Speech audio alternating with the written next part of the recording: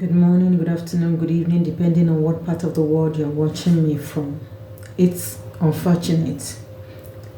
May his loving, kind, young, innocent soul rest in eternal peace and love. I heard today that Davido lost his son, that the child fell inside a swimming pool, and he has a nanny. The chef was there. But my question is this. I don't know how old the child is, because when you have a swimming pool in your house, you need to teach your children how to swim. Who knows? Maybe he could have been able to swim himself out, or at least stay afloat and scream. I don't know. I don't know the truth of the matter, whether it's a foul play. But if it's a foul play, that means that wonders shall never cease. You are in such a home, and I know you are well paid. Nanny job, child care. Sometimes people treat nannies as if they're trash. But I'm telling you, it's not the treatment you give to nannies or child care people that is the issue. The issue is this. It's a very sensitive job, because the child does not know danger. He can walk into a burning fire. He can walk into the freezer and shut himself up. He can jump into the swimming pool. The child can eat something that is poisonous if it's not properly secured. Children don't have sense of danger. They don't know what is good and what is bad. That is why when you see a child, when he sees a fire burning, the flame, he wants to go and touch it. He wants to go and touch it. And you say, no, don't touch it. Don't touch it. It's going to burn you. No, he wants to experience it. He wants to experiment. And he goes further to touch it. Then you leave him alone and let him touch the fire. As soon as he touches that fire, it burns him or her. He will never go near it. Even if you hold his hands and try to put it inside that fire, he will be screaming heaven and hell. So anybody taking care of kids must be loving, must be kind, because they can drive you crazy. That is why their mother, their parents wants you to be there to help, because sometimes they need a break. Maybe they want to go dine together, have a couple night together, go to a party. I'm so pissed. Because I happened to take care, as a matter of fact, I took care of my 5 nieces and nephews. And when they were young, they come on holidays to my mom's house. Their grandma was there, late beloved mom. My mom would travel to take care of one of my sisters that gave birth. And I would be with those kids. They're about 3 or 4. And within 5, 6, and 3 years, I make sure that I have time for them to sleep. They must get their nap. I have time for them to take a shower in the afternoon. Yet I'm managing my mother's store, my mom's shop, because it's just in front of where we live as at the time. But I'm so curious, so anxious, so sensitive, so focused about those kids. For whatever reason, I don't know. I didn't have children, but I didn't know. But I'm so cautious about kids. And I happen to take care of 4 kids here. The baby was like a year plus. Ooh, I have my eyes on my left ear, my right ear, my forehead, and behind my back. Because any slightest mistake, the child will hurt himself, especially the baby and the 6 years old.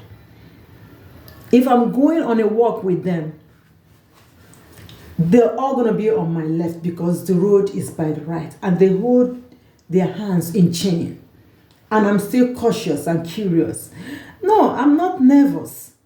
We have to go for a walk, but I make sure that everybody's on my left side because I'm walking by the side of the road. Those things are important. You have to be watchful, not to talk of a little kid like that. With all the people in the house. Nanny, where are you? Where is the mom? Maybe she traveled, or maybe she's in the room, or no. Sometimes we may lose focus. Let's just create time for our children when they're young. Honestly, I'm an advocate of when a woman gives birth, she needs like 6 months or 1 year maternity leave to be able to raise her children or her child very well. To teach her right from wrong. To teach her morals, values, virtues. To teach her the right path, because when God gives us children, it's a gift. And a gift is a blessing. But how you raise that child determines what he turns out to be, or what she turns out to be, whether a blessing or a curse. Some people, they like to spoil their kids. I'm just diverting. But by the way, my heart goes for 2 of them and their loved ones. If this is child's play, if this is foul play, that's awful.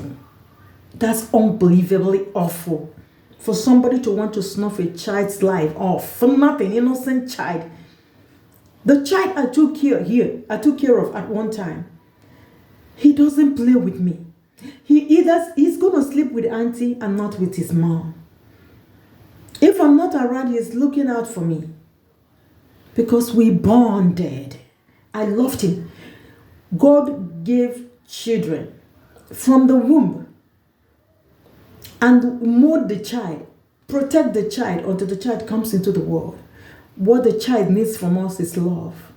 At that tender age, it needs care, 24/7 observation. A gift from God, molded it in our wombs, and then when they come out, we have to love them. When we love them, we care for them, clean them up, make sure they are neat, and then we feed them food, the right time, make them nourished to grow up well. Another thing is making sure that we teach the child right from wrong. That is part of discipline. Don't ever think that the child is a moron from the womb. No, God left some senses in them. You have to teach them right from wrong. They are very monopolistic. Everything in the house belongs to them. The mom's shoe is her shoe. The father's shoe is his shoe. The biscuits in the house, the cookies, the candies, it's mine. I think that is human behavior. Being able to possess, to take. That's human nature. But when I talk about this, all this swimming pool, they are nice, guys. Enjoy your life. If you can afford it, please have it.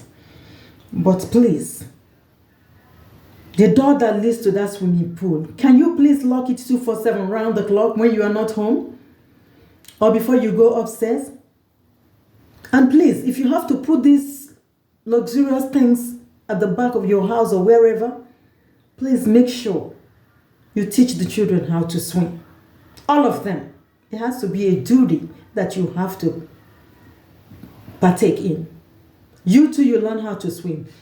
That reminds me of a story. When I was taking care of a little kid, we went to a place because they were all learning how to swim. And I was telling the mother, hold that child. The little boy was 1.5 years or so. Hold him because he might jump inside that water. She said, oh yeah, okay, no problem. She probably didn't take me serious. But that's my instinct, because for some reason, I'm so good with kids. Before I finished what I was saying, the little boy jumped inside the water. Inside the, inside the pool, open pool, like NYS or I don't know, YWC or something. The child jumped inside the water.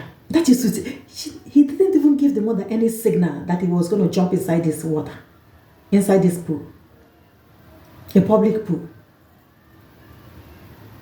And you know what? The mother don't know how to swim. What did she do? She jumped into. But she stopped. And all she wanted was to grab her child. And I'm like, woo, I told you. Guys, it's not funny.